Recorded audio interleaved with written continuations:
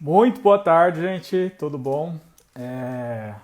Então hoje a gente marcou de fazer a live número 3, né?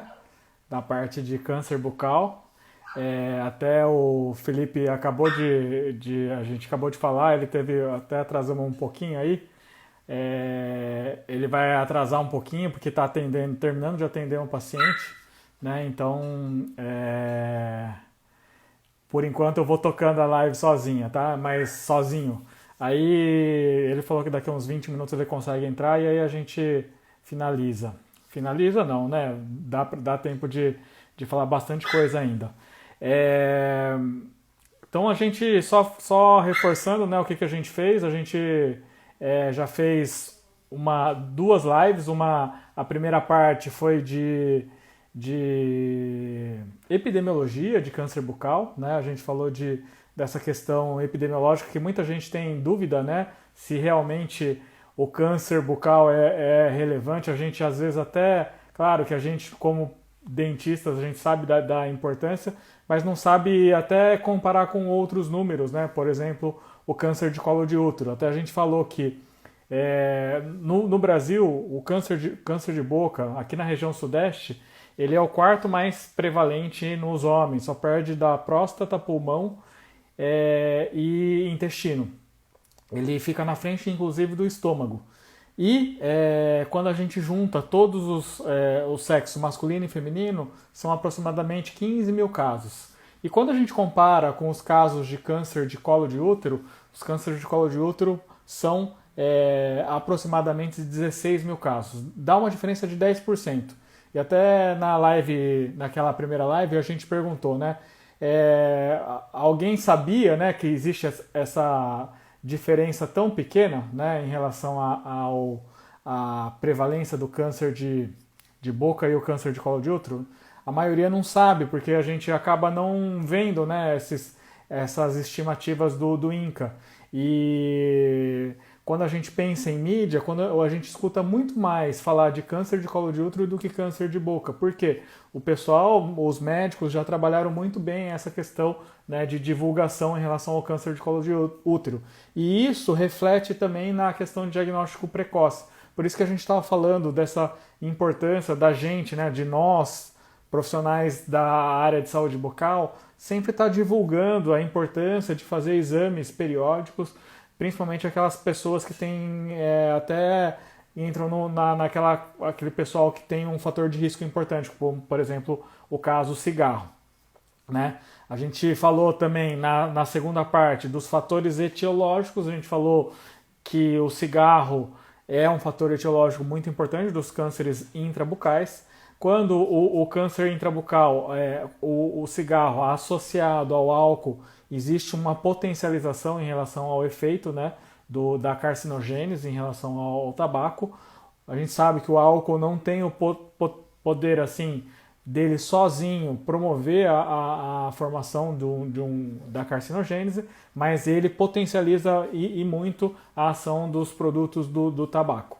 A gente falou também que os cânceres de lábio, principalmente lábio inferior, têm uma grande relação com a radiação ultravioleta, e por isso que o nosso país, o Brasil, muitos trabalhadores acabam trabalhando expostos ao sol, tanto em âmbito rural quanto em âmbito litoral, né? Eles têm muito, né? A gente vê muitos casos de cânceres de lábio. Claro que quando a gente fala de câncer de lábio, há uma forma mais simples de proteger, como que é? Usando protetor solar, usando chapéu, né? E essas formas aí. A gente falou, né, uma aula antes das lesões cancerizáveis. Então, quando a gente fala de câncer de lábio, claro que é muito importante a quelite actínica, que a gente bastante reforçou dessa importância quando o paciente perde, né, o limite entre o vermelhão do lábio e a região de pele. E aí, geralmente, paciente de cor branca, né, a gente vê aquele lábio que não vê um limite muito bem entre essa parte de semimucosa e pele. E aí esses pacientes a gente tem que reforçar essa questão de prevenção, uso de filtro solar, uso de chapéu, para que não haja um desenvolvimento de um câncer. A gente falou também dessa questão da importância, né, de... Legal. A importância do diagnóstico precoce, porque quanto mais cedo o diagnóstico, maior a chance de sobrevida e menor a morbidade para esses pacientes. A gente falou dessa importância da morbidade em relação ao câncer bucal. Quem trabalha com câncer bucal e vive, né, atendendo esses pacientes que, além de fazer o tratamento cirúrgico, acabam sendo submetidos à radioterapia, eles sofrem consequências muito importantes em relação à qualidade de vida, e que a gente vai ressaltar hoje essas questões de comprometimento em relação principalmente ao tratamento radioterápico. A gente não falou, mas o padrão ouro em relação ao tratamento de câncer bucal é cirurgia. Claro que aí vai depender dessa questão do... Tudo bom, Reinaldo? Muito prazer aí de você estar aí presente. Dessa questão do cirurgião dentista, não faz a questão da cirurgia, do tratamento, ele faz sim a biópsia. E a gente falou da importância de fazer a biópsia incisional, porque se a gente faz a biópsia excisional, a gente não deixa margem para o cirurgião de cabeça e pescoço depois intervir no processo. Então, a gente já falou algumas coisas importantes, né, em termos de diagnóstico. Hoje a gente vai falar principalmente dessa questão das repercussões do tratamento rádio e quimioterápico. A gente vai falar principalmente do tratamento radioterápico. Como eu falei, que o tratamento padrão ouro realmente é a cirurgia, e não somos nós, dentistas, que fazemos a cirurgia, e sim o cirurgião de cabeça e pescoço, né, o médico. E quando possível, claro que o tratamento é cirúrgico. Em algumas situações o tratamento cirúrgico vai ser impossibilitado, principalmente em relação ao estado sistêmico do paciente. Então, dependendo do estado sistêmico do paciente, o que vai acontecer? Aí a gente vai ficar impossibilitado de fazer a cirurgia por conta dessa questão do estado sistêmico do paciente. E também um outro fator bastante importante quando a gente fala, né, dessa questão de tratamento cirúrgico é o tamanho da lesão. Então, se a lesão é muito extensa, né, em algumas situações é necessário fazer algum tratamento prévio, e aí a radioterapia pode entrar como tratamento prévio ou como complemento. Então, a radioterapia pode ser um tratamento único também, né, dependendo do tamanho da lesão. Ele pode ser um tratamento prévio para diminuir o tamanho da lesão, e pode ser um tratamento complementar em que situação? Nos casos em que o paciente, por exemplo, né, é feito a cirurgia, e durante o exame anatomopatológico, quando o patologista vai observar, vai avaliar essa questão microscópica da lesão, ele observa que algumas margens ficaram comprometidas, ou uma das margens ficaram comprometidas. Eu falei que o tratamento é cirúrgico, né? Boa tarde, Luiz, tudo bom? Você quiser participar, eu vou até dar a chance de você participar aí, porque o Felipe não chegou ainda. Mas, e aí o que acontece? Tem que fazer a cirurgia com margem de segurança. Se você não faz margem de segurança, pode acontecer de ficar um restante de lesão, e esse restante de lesão promover uma recidiva. Tudo bom, Luiz? Tudo bem, professor? Tudo bem? Boa tarde. Boa tarde. Não, eu queria só fazer uma sugestão para o senhor, por gentileza. Claro, pode fazer. Eu fiz a prova em Niterói, do estado. E Certo. se eu pudesse, numa próxima oportunidade, ou quando o senhor achar julgar melhor, rever a prova do estado, aí eu acho que ajudaria muito. Seria uma prova que não foi fácil. Entendeu? Eu vou pedir aí para você me mandar por direct, pode ser? Daí pode ser. amanhã a gente tem uma live lá no YouTube, e aí a gente, se der tempo, eu até já coloco umas questões lá. Tá. A prova que não foi muito fácil, não. Quando que foi a prova? Eu acho que foi início do ano. Ah, foi início do estado do Rio. Entendi. Depois eu vou pedir para você enviar a prova, então aí a gente... Tá. Se o senhor puder, aquele do CD concurso eu posso mandar por ali, até por WhatsApp mesmo, que a minha colega me mandou a prova. Então eu mando pro senhor por ali. Pode ser. Combinado. Tá bom, então. Obrigado, professor. Um abraço. Um abraço, tchau. Até então, como o Luiz falou, a gente algumas vezes recebe essas provas, discute lá na Superclass, Lembrando que terça-feira sempre a gente coloca, tem Superclass lá no YouTube, tá? A gente está procurando fazer lives praticamente todos os dias. Ontem só que a gente não fez, mas terça-feira também a gente não faz por conta de fazer no YouTube, mas os restantes do dia vai ter live. Amanhã, então, YouTube. Quarta-feira tem uma live já marcada com a nossa aluna Tânia. A Tânia passou no concurso de Osasco e ela vai conversar um pouco comigo para passar algumas dicas preciosas para vocês. Legal que tem gente até de Angola. Senhora Marques, muito bem-vinda. 21h12, nossa, 4 horas de fuso horário, diferença aqui do Brasil. Então, como eu estava falando, dessa questão da cirurgia, ser necessário fazer cirurgia com mais segurança. Por isso que quando a gente faz uma biópsia, a gente tem que fazer uma biópsia incisional para que a gente deixe uma referência macroscópica para o cirurgião de cabeça e pescoço, ele possa fazer aquela cirurgia, e essa cirurgia ele aborde com essa margem de segurança. Se a gente faz a biópsia incisional, não vai ficar nenhuma lesão visível para o cirurgião de cabeça e pescoço posteriormente fazer esse procedimento. Então é importante essa questão, e até para concursos é muito perguntado essa questão de que tipo de biópsia é indicado em casos de carcinomas, de hipótese diagnóstica de carcinoma espinocelular. Por que a gente fez a terceira parte também da aula de câncer bucal em relação às repercussões do tratamento oncológico? Porque algumas bancas têm perguntado bastante em relação a esse tipo de repercussão. Então, só adiantando, né, principalmente em relação à repercussão do tratamento radioterápico. Existem lesões que acontecem após a radioterapia, que podem acontecer. Algumas são muito, muito frequentes, como, por exemplo, a mucosite. As mucosites são alterações ou lesões que são causadas por dano direto da radioterapia e vai promover lesões ulceradas na região de mucosa bucal. A radioterapia, de uma forma geral, quando o objetivo da radioterapia, é claro que é eliminar as células cancerosas, as células malignas. E ela tem a função de eliminar principalmente aquelas células que têm uma atividade nuclear mais acelerada. E as células da mucosa bucal têm essa atividade mais acelerada. Consequentemente, elas são uma das células que acabam sofrendo danos na hora que é feito o tratamento radioterápico. Então, a mucosite acontece tanto na radioterapia quanto na quimioterapia. Isso é um fator importante. E essas repercussões de tratamento radioterápico, principalmente, são muito perguntadas hoje em dia em concursos. A gente sabe que as questões de carcinoma em si não são questões muito difíceis, são questões mais simples, porque ele vai dar um exemplo clínico de um caso e vai falar qual a hipótese diagnóstica. Então vai falar homem que trabalha exposto ao sol, com lesão em lábio, ulcerada, infiltrativa, né, com 2 meses de evolução.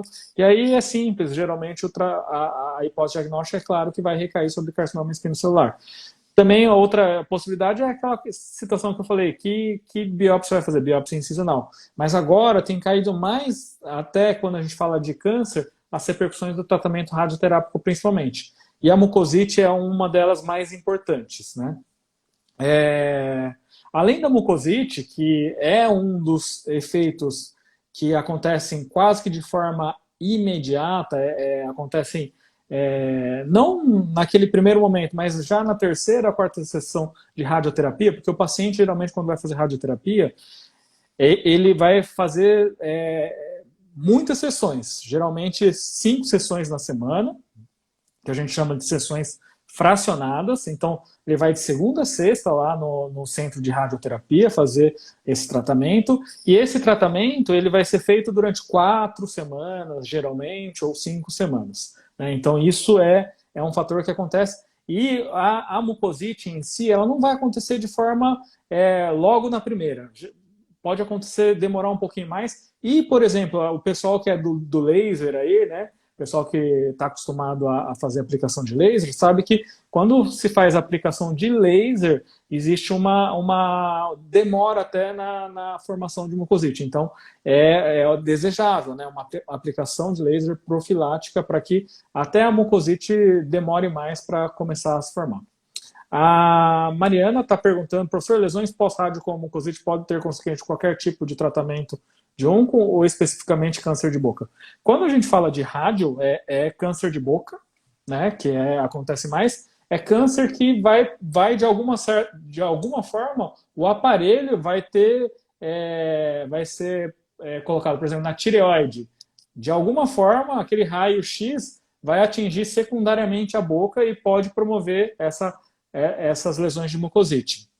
Lesões, por exemplo, sei lá, em tireoide pode acontecer, em região em laringe, por exemplo, regiões próximas à região bucal. Então, essa é uma pergunta bastante importante, porque tem gente que acha que se fizer radioterapia, por exemplo, no pé, para fazer um tratamento radioterápico de um câncer do pé.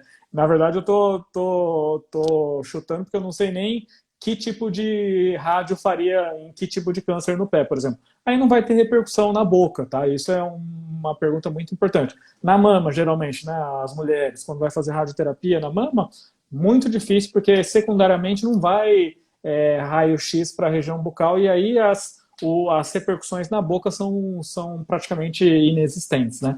Então, muito bem lembrado, quando acontece as mucosites, não só as mucosites, mas também outros efeitos danosos da radioterapia, como xerostomia, cáries de radiação, osteoradionecrose, é quando acontece, é posicionado o aparelho de radioterapia que vai pegar a região bucal ou próximo da região bucal.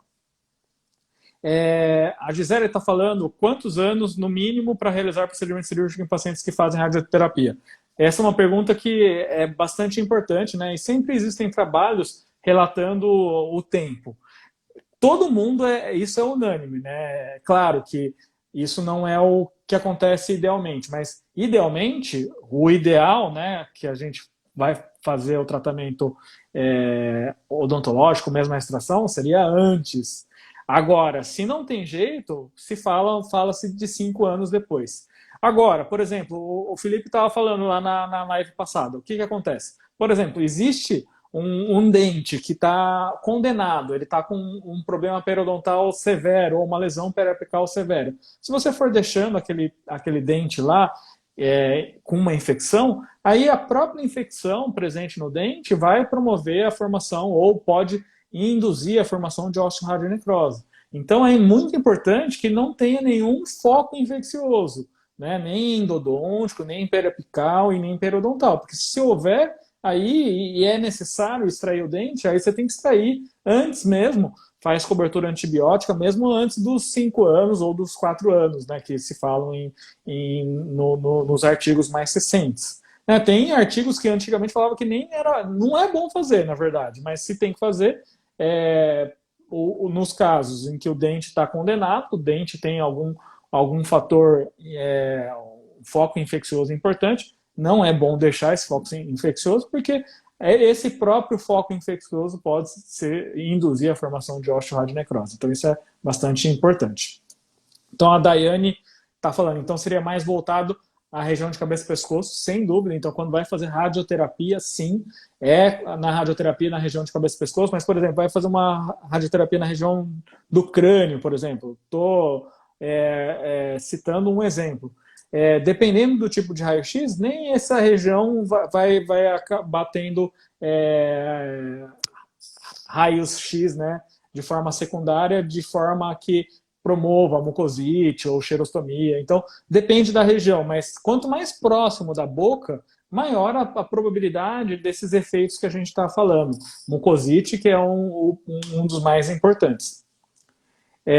O Helder fala, não esquecer o termo de consentimento é fundamental sempre, né? Isso é bastante importante, né? Que em qualquer situação, não é porque você vai fazer o tratamento pré-rádio, né? Ou pós-rádio, isso é muito importante, deixar bem claro, deixar o paciente ciente, né? De que se vai fazer uma exodontia, você conversar todas as possibilidades, mas é aquela situação, você tem que deixar bem claro e conversar com o paciente. Existe uma possibilidade de acontecer a osteoartrose, mas infelizmente é inerente ao procedimento. Vamos fazer todos os procedimentos, né, para que a gente evite, mas em algumas situações pode acontecer. A Luzia, no caso de osteoradionecrose, só devemos nos preocupar se a radiação incidir sobre os maxilares ou em casos lesões em outros lugares. É o que a gente falou, Luzia. Se for, quanto mais próximo a radiação da boca, maior a chance de acontecer osteoradionecrose. Então, por exemplo, você vai pegar um carcinoma espinocelular de pavilhão auricular, pode incidir aqui na região mandibular, né, ângulo da mandíbula. Então, pode acontecer, por exemplo. Então, é importante em algumas outras áreas também. Claro que a gente fala muito da questão bucal, mas toda a região próxima, que na hora que fizer a incidência de radioterapia, pegar secundariamente ou mesmo o feixe de raio-x principal acabar incidindo na região mandibular, é muito importante, pode acontecer esses problemas que a gente está falando. A Gabi está perguntando qual o antibiótico mais indicado em casos que deve ser feito. É a antibiótico terapia que a gente faz normalmente mesmo, né? Por exemplo, a amoxicilina, pode fazer clindamicina, dependendo do caso, né? Porque a clindamicina tem uma maior perfusão em região óssea, os cirurgiões bucomaxilos gostam muito da clindamicina. Pode ser um dos dois, aí vai depender do quadro do paciente, vai depender... Qualquer um dessas duas pode ser realizado. O iodo radioativo também pode induzir uma osteoradionecrose? Aí eu tenho que ver. Vamos ver se o Felipe sabe disso, Gil. Depois a gente vê isso certinho, tá? Então, eu estava falando de mucosite, que é uma repercussão muito importante. Laser terapia é uma forma de você diminuir todo o desconforto da mucosite, porque se a gente pensar que a mucosite seria uma formação de úlcera, o paciente vai ter muito problema na região bucal, porque a boca inteira vai ficar ulcerada, ele vai ter muita dor, por exemplo, para deglutir alimento ou mesmo ingerir líquidos. Então, é de suma importância, né, que a gente, de alguma forma, ou com laser terapia, com corticoterapia, bochecho de corticoide também, associado, e junto, muitas vezes a gente tem que fazer uso da nistatina, porque tudo isso, né, vai deixar o paciente muito imunodeprimido, e se a gente usar, por exemplo, corticoterapia associado a laser terapia para diminuir ou para acelerar a cicatrização, muitos desses pacientes acabam tendo candidose. Então, junto, a gente tem que também prescrever nistatina para que não haja esse desenvolvimento da candidíase ou haja um controle melhor dessa questão. O João está perguntando, né, qual a dosagem da radiação usual. Geralmente, né, de 50 a 70 grays, né, que são realizados nas lesões de boca, principalmente. Claro que quanto maior a dosagem, né, maior a chance dos problemas oriundos da radioterapia. Então, esse é um outro detalhe importante, é dose dependente. Então, quanto maior a dose, mais chance desses efeitos colaterais. Mas, de uma forma geral, as lesões de boca, né? Quando o radioterapeuta vai fazer o planejamento de 50 a 70 grays. Claro que quanto mais, maior os efeitos colaterais, né? E também pode variar conforme a lesão também. Dependendo do tipo da lesão. Por exemplo, não estou falando de carcinoma espinocelular, estou falando de um linfoma, por exemplo, ou de alguma outra lesão que vai fazer radioterapia. Aí a dose também pode mudar. O Eduardo está perguntando quando que o tratamento hiperbárico é indicado. Ele é indicado, por exemplo, quando o paciente fez radioterapia e pegou a região de mandíbula, porque a gente já está falando de osteoradionecrose, que talvez seja o pior efeito, né, da radioterapia, acontece mais em mandíbula. E o que acontece? A osteoradio, né, ela promove uma diminuição da vascularização do osso. E por que acontece mais na mandíbula? Porque a mandíbula, quando comparado com a maxila, ele é um osso menos vascularizado. Essa menor vascularização já deixa esse osso com maior predisposição quando comparado à maxila. E aí, após a radioterapia, há uma diminuição ainda maior dessa vascularização. E, consequentemente, essa diminuição da vascularização vai deixar esse osso muito mais fragilizado quanto a infecções por agentes oriundos da boca, por exemplo, né? Então, uma doença periodontal que não for tratada, uma lesão na região periapical, por exemplo. Então, todas essas fontes de bactéria podem fazer com que o osso, como ele tem uma vascularização mais pobre, ele não vai conseguir combater muito bem uma infecção que combateria normalmente se o osso estivesse com a vascularização normal. Só que quando ele sofre 70 grays de radioterapia, ele vai sofrer essa questão de uma diminuição importante dessa questão de vascularização e mesmo das células que promoveriam essa cicatrização, né, mais fácil ou uma reparação óssea mais fácil. Então, a etiopatogenia da osteoradionecrose tem tudo a ver com o raio-x, a radioterapia, eliminando células, tanto células vasculares quanto células também que promoveriam a reparação óssea. Então, quando há uma diminuição da vascularização, todo o sistema de defesa é dependente desses vasos. Uma vez que esses vasos estão em menor número, vão chegar menos células de defesa. E aí qualquer infecção que seria muito fácil debelada com uma vascularização normal, ele não vai ser combatido. Então, aí o problema dessa questão da osteoradionecrose, né? E por isso a importância de fazer exatamente os tratamentos odontológicos mais agressivos, como exodontias, por exemplo, antes do tratamento, porque na hora que depois que a gente faz o tratamento, existe uma maior tendência a essa osteoradionecrose. Então, quando que vai fazer o tratamento com oxigênio hiperbárico, como o Eduardo perguntou? Quando o paciente, né, sofreu radioterapia na região óssea e você, por exemplo, é necessário fazer uma exodontia. Já muitos estudos têm mostrado que quando o paciente vai fazer exo, até o pessoal perguntou, depois de quanto tempo? O melhor seria depois de 5 anos, tá? Mas nem sempre isso é possível. No mundo ideal seria depois de 5 anos.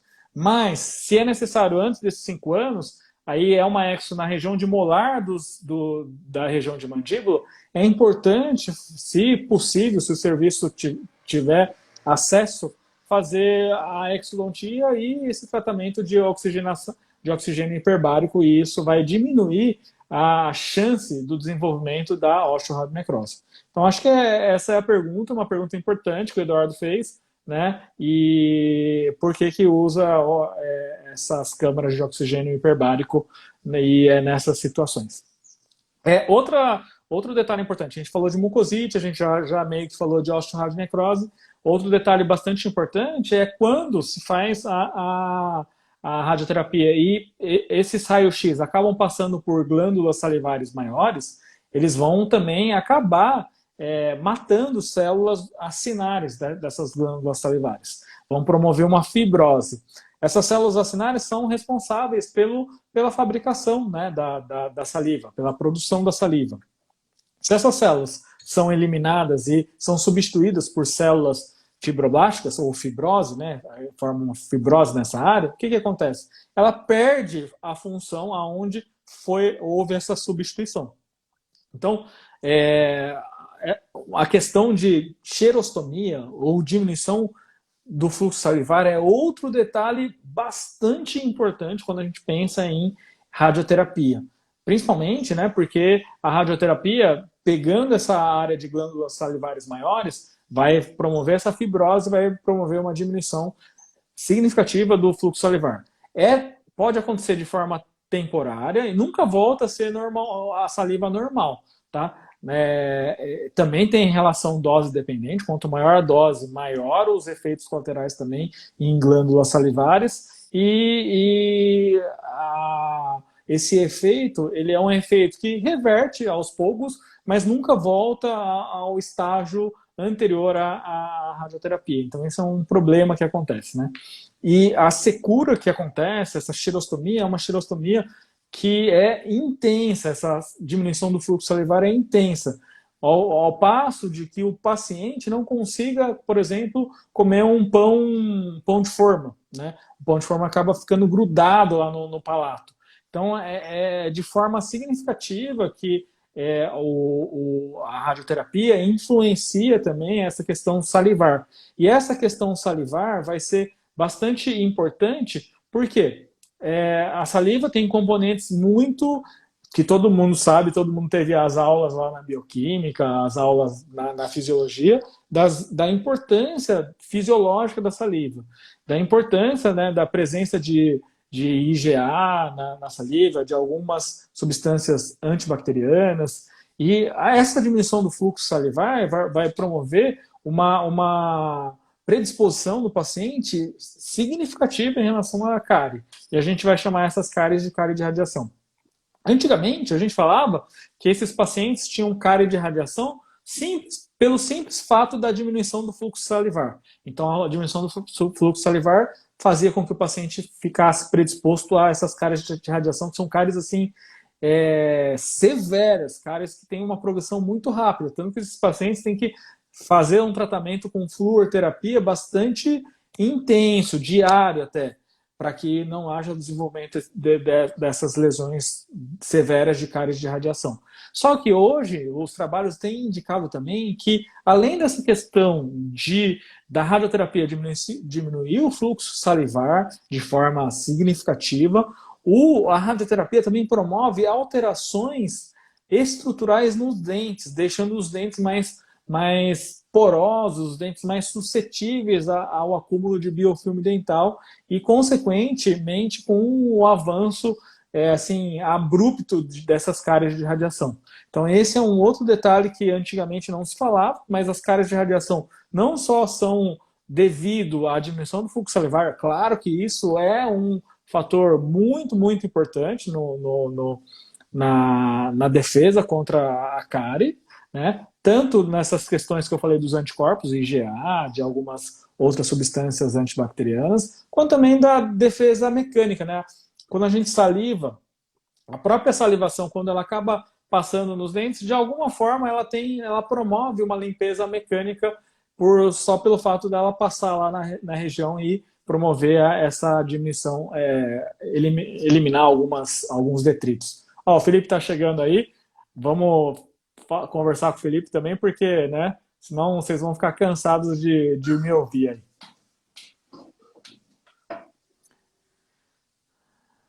A Gil está falando, fiz tratamento com iodo radioativo por conta de um câncer de tireoide e tive muito xerostomia. Então, você já é o exemplo, né, Gil, de que isso aí pode causar. Não, bom que você já falou e a gente já complementou aqui essa parte de repercussões do tratamento. Então, como a gente estava falando, até o Felipe chegar a gente vai falando dessas cáries de radiação, é muito importante, né? Claro que orientar o paciente a higienizar muito bem os dentes, orientar o paciente a tomar muito líquido e ele vai acabar tomando bastante líquido. Até fiz a solicitação já, Felipão. Vê se você recebeu aí, deixa eu ver.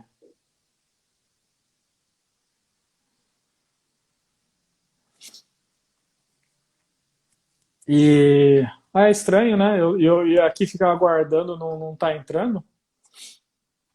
E o que acontece? Já entrou. Show. Solicitei uma hora, parece que você não tinha visto. Não, eu tinha visto, só que daí acho que não foi na hora, eu acabei solicitando depois sozinho. Não, beleza. Desculpa o atraso aí. Boa tarde, gente. Boa tarde a todo mundo aí. Já vou responder a Tuane, que ela perguntou: saliva artificial é eficaz nesses casos de xerostomia? Ajuda, mas não é a mesma coisa. Só quando você tem uma xerostomia muito severa que você vai entender o que é é o quadro desses pacientes, viu, Tony? Esses pacientes sofrem, assim, absurdamente com essa boca seca. Não é uma hipossalivação que a gente tem, assim, quando a gente está falando muito. Eu, por exemplo, agora estou com uma boca seca porque já falei durante meia hora aí para vocês, mas a boca seca desses pacientes fica de uma forma que ele tem dificuldade de ingerir, como falei, um pão de forma, por exemplo. Né? É bem complicado, eles têm uma xerostomia severa. Então, Felipão, a gente estava falando, eu já falei aqui para o pessoal, né? Eu falei já rapidamente de mucosite, estava falando de xerostomia e cárie de radiação, falando um pouquinho de osteoradionecrose. Podia falar, dar um panorama geral aí dos artigos que você leu aí mais recentes também para complementar o pessoal. Então, beleza, pessoal. Primeiro, boa tarde aí, desculpa o atraso de novo. Agora a gente está chegando aí na parte final, não sei se entendeu, Darcy, mas a parte final nossa aqui dessa... Já falei. Câncer e tudo mais. Então, só para eu introduzir um pouco, né, e também só um negócio muito jogado, falar que o tratamento principal de câncer é o cirúrgico, tá, gente? Quando a gente fala de câncer bucal, muitas vezes, e a gente espera isso, que o paciente só trate cirurgicamente. Isso que é o principal. Caso não consiga, esse tratamento geralmente é associado à radioterapia. E aí começa uns efeitos colaterais. Então, quanto menos tratamento ele tem, a gente tem que lidar com menos efeito colateral. Então, por exemplo, cirurgicamente, a gente vai lidar basicamente com o que ele perdeu de estrutura anatômica ali, que às vezes é até muito. E a radioterapia já traz uma série de situações por isso que hoje nós já estamos totalmente conscientes, e isso abriu uma nova frente para a odontologia, para aquelas pessoas que até estão buscando um campo de trabalho, que é a odontologia oncológica. É você se especializar no manejo desse paciente. Eu e o Darcio, nós somos estomatologistas, a gente tem uma experiência muito boa, modéstia à parte, em diagnosticar câncer, diagnosticar lesões bucais, acompanhar o tratamento. Porém, a nossa experiência é muito limitada nessa questão total de cuidados com rádio e quimioterapia. A gente tem uma noção, tem uma certa experiência, sim.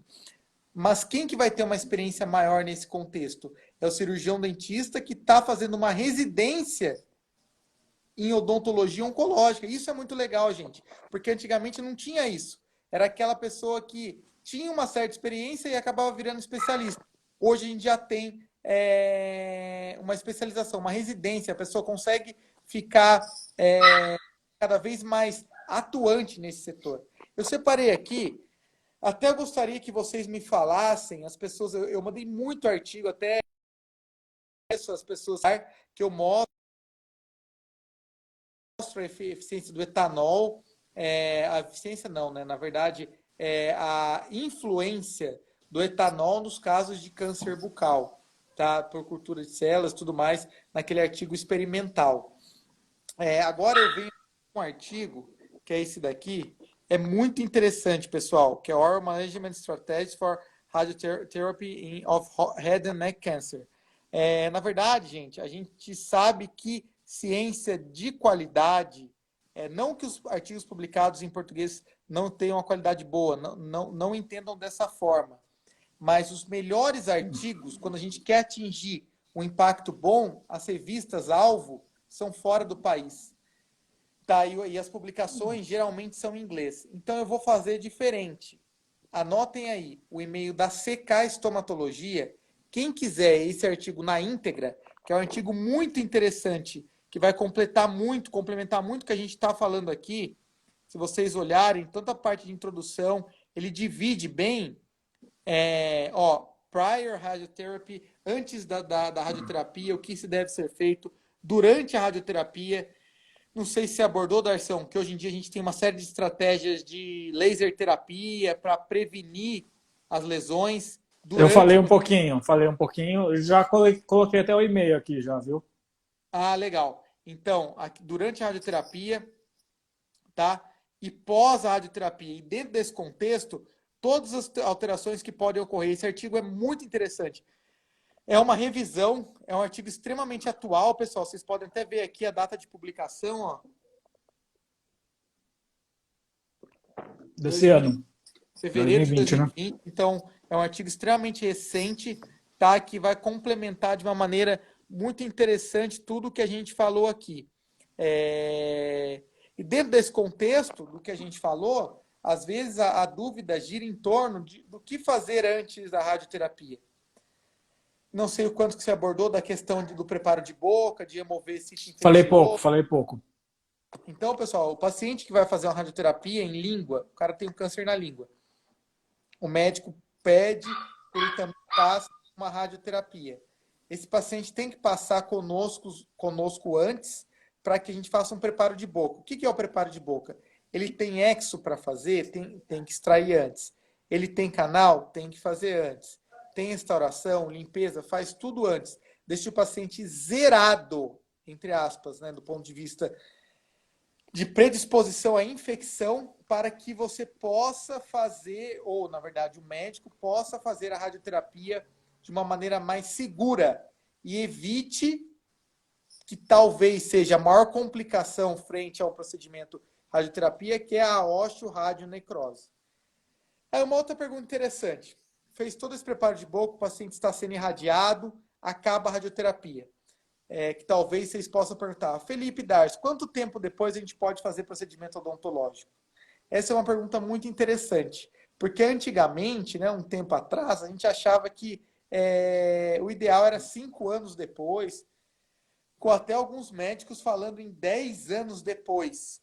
Só que isso caiu por terra, né? Tudo isso acabou perdendo força do ponto de vista que, se esse paciente, durante o processo de acompanhamento pós-rádio, desenvolve um sítio infeccioso, que leva a febre, leva uma série de infecção local, a nossa conduta vai ser esperar ou vai ser atuar? Obviamente, gente, a nossa conduta vai ser intervir. Hoje a gente fala em intervenção para quê? Para remover o agente infeccioso. Porque a gente já sabe que se não remover o agente infeccioso, por conta, ou pensando que isso pode levar a uma osteonecrose se a gente mexer, é melhor que a gente ou melhor, se a gente não intervir ou intervier nesse paciente, ele pode desenvolver uma osteonecrose sem a intervenção, decorrente da infecção que já está instalada.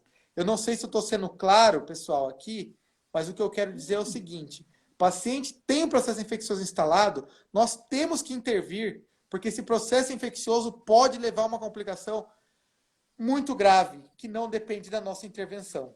Tá? Então, até, Felipe, porque o pessoal já tinha perguntado, eu tinha falado isso, talvez eu não tenha sido muito claro igual você falou, mas assim, existe um tempo mínimo, não, claro que se tiver infecção você tem que intervir antes, mas os artigos falam dessa questão de depois de 4, 5 anos diminui a chance, mas não é que você vai só intervir depois de 4, 5 anos, né? Você vai diminuir a chance, se puder sim, mas se não, tem que intervir, igual você falou, né? Só para ficar bem claro isso aí.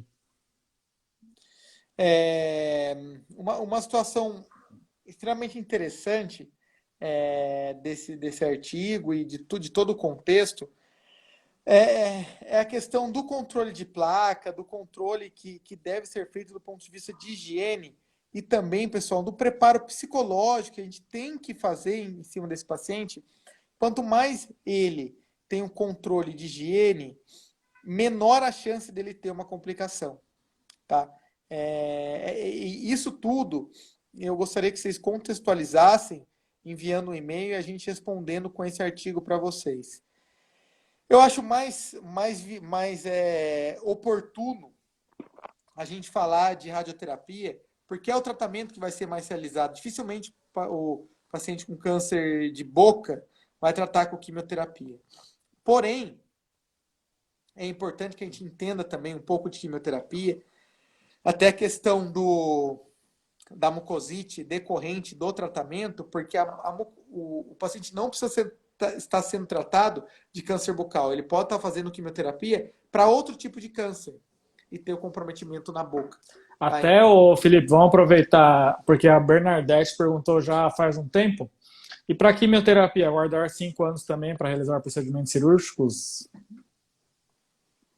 Desculpa, fala de Para novo. quimioterapia, aguardar, não precisa aguardar, né? Quimioterapia não. é bem menos.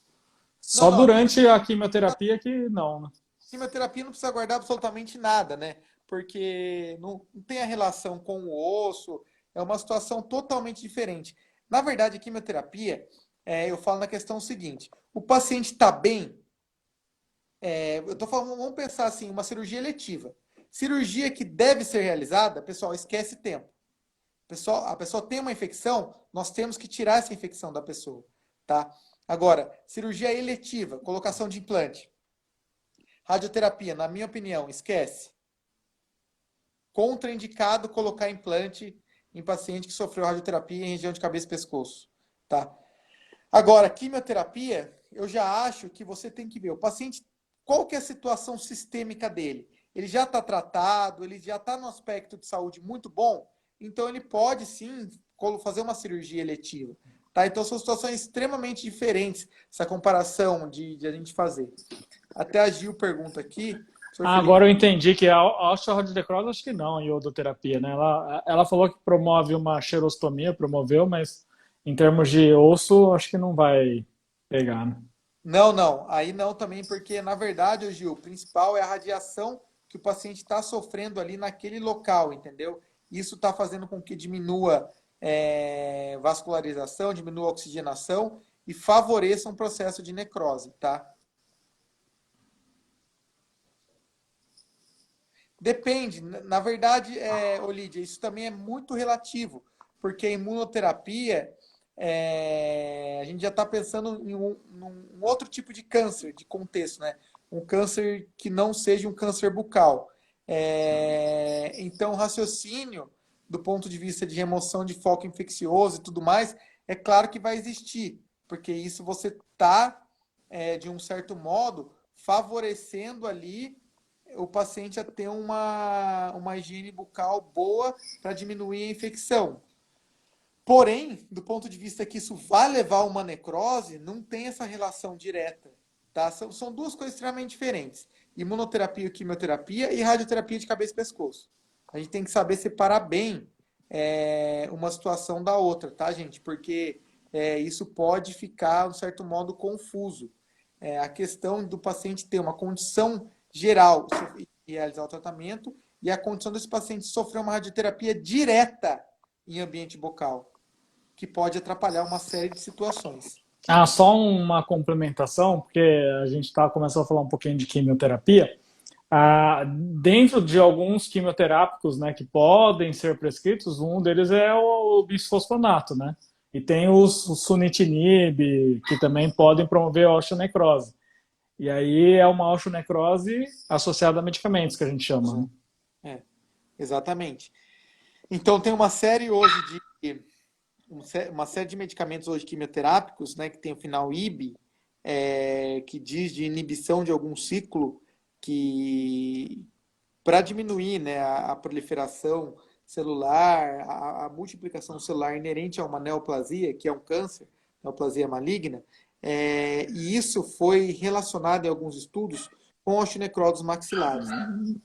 Então, vejam bem, antes a gente pensava só medicamento ósseo. Hoje a gente usou um exemplo, um medicamento que chama imatinib, que foi usado para tratamento de câncer de fígado, necrose maxilar. Por quê? Essa explicação eu nem consigo falar porque é muito ainda inicial, mas uma certa explicação sobre isso são os casos de pacientes que diminuem a relação de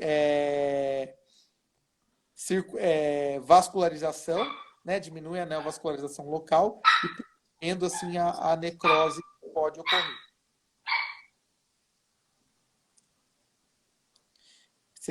Pode falando uma outra coisa, então eu vou dar enquanto isso eu vou falar se você quer puxar o assunto de preparo e tudo mais, só para a gente concluir a questão de radioterapia. Ah, não, eu acabei falando, a gente só não falei da questão da disgeosia também, né? Porque é um dos acometimentos também, porque a gente falou, eu falei de uma certa forma da mucosite, da, da xerostomia, da osteoradionecrose, a gente falou rapidamente, e dessa cárie de radiação. E a gente acabou não falando de disgeosia, que é perda do paladar, que pode ser temporária também, né, e vai voltando aos poucos. Então você imagina, né, gente, porque a gente o paciente fica xerostômico, extremamente xerostômico, boca extremamente seca, perda do paladar. Então, qual o prazer do paciente se alimentar? Então, esse é um cuidado que tem que ser tomado bastante importante quando a gente tem esses pacientes, né? Porque se o paciente não se alimenta, ele vira um paciente muito suscetível, né, à imunossupressão, que vai ser ruim para todo o processo de evolução positiva do paciente em relação ao tratamento. Bom, então, pessoal, quanto tempo a gente tem ainda, Marcelo? Eu acho que tem uns 10 minutos ainda, tem. Porque eu comecei, acho que 5 e 5, a gente deve ter uns 10 minutos. Tá, então vamos falar só finalizar, até para a gente fazer o fechamento e Aham. não ficar naquele negócio de a gente querer fechar rápido e cair, né? Não. Então, pessoal, eu acho que de modo geral, conclusão da parte de tratamento é sempre ligado ao diagnóstico, porque quanto mais cedo o diagnóstico, mais eficaz o tratamento e menos danoso ao paciente ele é. Então, a gente sempre entende que ele começa com um tratamento cirúrgico como terapia única, cirúrgico mais rádio mais químio. Depende da evolução do paciente, sempre o cirurgião de cabeça e pescoço que vai estipular esse tratamento.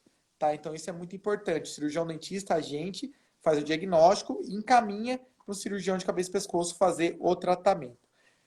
Uma vez que o cirurgião de cabeça e pescoço decide por cirurgia e rádio, esse paciente volta para o dentista. Para quê? Para fazer o preparo de boca que concorre tudo isso que a gente está falando. Lembrar, pessoal, que esse preparo de boca não é somente físico, e sim orientação para o paciente. Orientação em dieta líquida, tomar cuidado com dietas muito cariogênicas, devido à cárie de radiação, que é muito grave hoje, tá? Utilizar medicamentos e alimentos que estimulam a produção salivar nesse momento de radioterapia. A gente tem uma certa experiência também com tratamento de laser, na verdade, é um acompanhamento com laser terapia de baixa intensidade para diminuir úlcera na mucosa bucal. Então, tudo isso é interessante e acompanhar o paciente de perto, mesmo pós-radioterapia. Se esse paciente tem uma infecção pós-rádio, a nossa opinião, a nossa conduta, a nossa filosofia é que esse paciente que a gente deva intervir, porque levando em consideração que a própria infecção, que sem remover, pode levar a uma osteoradionecrose e talvez uma infecção ainda muito pior nesse paciente. Tá? Eu acho que é isso, Darcy, um resumo que a gente pode fazer. A gente finaliza aqui o aspecto de câncer. A próxima live, eu estava pensando com o Darcel, da gente já puxar o gancho de fazer de osteonecrose dos maxilares, associada a medicamentos. E nós vamos contextualizar bastante. A gente tem ministrado nessa área. Nós, inclusive, escrevemos um capítulo de livro o ano passado, exatamente nesse assunto, com publicação de artigo, atendimento de paciente. Então, a gente está com uma certa experiência e casuística nisso, então talvez seja interessante a gente focar nisso. A gente vai vendo durante a semana, mas talvez seja um próximo assunto aí nosso. Tá? Lembrando também que nós temos o curso, só uma lembrança, pessoal, porque é uma lembrança muito feliz, que nós temos um curso de estomatopatologia, que vai ser no Hotel Marsala, em Mogi das Cruzes. Estava pré-marcado para o dia 4 de abril, a gente postergou para o dia 13 de junho. Esse curso, pessoal, está lotado. Graças a Deus nós conseguimos lotação total, não tem mais vaga. A gente fala isso com muito orgulho, assim, porque a gente pensa, nossa, como que tanta gente está querendo fazer um curso de estomatopatologia num sábado o dia inteiro comigo e com o Darcy, que a gente nem é famoso, nem é conhecido, não tem nada, e conseguimos lotar aí 80 pessoas que pagaram o nosso curso. A gente abriu até margem para a gente pensar numa nova data, um curso novo em São Paulo, no hotel também com essa mesma temática em novembro desse ano. Vamos esperar, torcer, rezar para que essa situação passe logo e a gente consiga aí ministrar esse curso no dia 13 de junho mesmo, não ter que prorrogar de novo, porque muitos já pagaram e estão aí esperando que a gente dê esse curso e faça aí uma segunda edição desse curso em novembro desse ano. Enquanto não tem o curso, o que a gente tem para vocês, essas lives aí, falando dos assuntos. Lembrem, pessoal, de fazer um print da foto, marcar a gente, compartilhar, porque só assim que as pessoas vão sabendo da live e a gente vai divulgando aí. Deixa eu dar só mais um recado também, Nerson, aproveitar aqui. Na quarta-feira eu vou ministrar uma palestra na live, vai ser uma palestra mesmo, com slide, com tudo. A primeira vez que eu faço isso, no meu Instagram mesmo, vou falar de carreira pós-graduação. Então, não sei se você tem vontade de fazer mestrado, doutorado, se você quer fazer especialização, quer seguir carreira militar. Até faço convite, Darcy, aparece lá às 4 horas, algum horário que eu vou convidar você para falar. Não, é legal, 4 horas dá para ser, porque depois às 5 tem a live nossa aqui com a aluna. Mas só para falar 2 minutinhos para as pessoas que querem prestar concurso e tudo mais. De boa, eu apareço 4 horas, tranquilo. Vai ter o Flavio, meu amigo que mora na Irlanda, vai falar também de ser dentista fora do Brasil, como é que é. Então, eu vou fazer um mix de tudo aí, gente. Então, espero vocês lá no meu Instagram, quarta-feira, dia 22, às 4 horas. 4 horas. E depois já fica para a live nossa com a Tânia, que é aprovada no concurso de Osasco. Mas é isso mesmo que o Felipe falou, fez um fechamento aí da nossa série de 3. A gente ficou 3 encontros aqui falando de câncer bucal, né? Primeiro encontro, como a gente falou, falamos de epidemiologia, depois a Bernadette, que dia? Quarta-feira, dia 22, tá? 16 horas. Depois a gente falou de etiologia, né, e do câncer bucal, e hoje a gente falou das repercussões do tratamento de câncer. Como eu falei para vocês, né, o que é mais pedido hoje em dia, inclusive, são as repercussões, né, do tratamento radio ou quimioterápico, e a gente, de uma certa forma, a gente abordou praticamente tudo aqui, né, durante essa conversa aqui. Mucosite, xerostomia, cárie de radiação, osteoradionecrose, que talvez não, é o pior efeito da radioterapia, e disgeusia, perda do paladar. Então, esses são os principais efeitos colaterais da radioterapia, que são importantes que vocês saibam, porque são pedidos hoje em dia em concurso. Dentro desses, o que tem maior relação com a quimio seria a mucosite, né? A mucosite, que é a repercussão do tratamento quimioterápico. Fala-se em outras repercussões, né? Hemorragia, por exemplo, da quimioterapia, e aí vai depender do tipo de câncer que vai ser tratado. Obviamente, né, aqueles tratamentos de transplante de medula também são bastante importantes, porque eles podem dar uma repercussão na boca, que a gente fala de lesões liquenoides, lesões importantes, tá? Então, todas essas repercussões são, assim, acontecem, principalmente quando o paciente faz esses transplantes de medula e outros tipos de tratamento aí. Então, gente, só reforçando, Felipe, dia 22, 16 horas, palestra lá no perfil dele, é Luiz Felipe CK, tá bom? E 17 a gente vai fazer uma conversa aqui com a aluna nossa, Tânia, que foi aprovada no concurso de Osasco. Como o Felipe falou, faz um print pra gente, marca a gente no Stories, porque pra gente é importante isso. E até depois falar o que vocês tiraram dessa nossa conversa aí que a gente teve hoje. A gente aceita muito crítica, viu? Muitas críticas. Também. A gente não tem problema nenhum com isso, porque a gente sempre cresce com as críticas. Dicas, sugestões do que vocês queiram que a gente fale. Se diz uma menina, até eu vou fazer uma live, Darcy, uma menina convidou. 30 segundos, mas, Felipe, só para... Tá, mas ela pediu para falar de teleodontologia. Eu não sei falar de teleodontologia, então você vê que tem coisa que a gente fica fora da nossa alçada. Então, pessoal, isso daí. Obrigado mesmo, Darcy. Obrigado de novo aí. Tamo junto. Eu que agradeço por você ter participado. Então é isso aí, gente. Até amanhã tem YouTube, 17 horas, tá? Superclass. Falou, Um pessoal. abraço.